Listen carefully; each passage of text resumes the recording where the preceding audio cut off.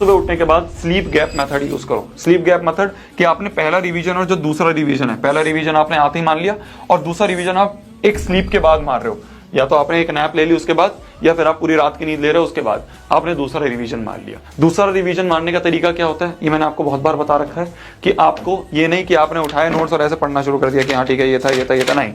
Revision is not equal to reading again. Revision का मतलब होता है कि आप उसको बिना देखे वापस से अपने दिमाग में लाओ।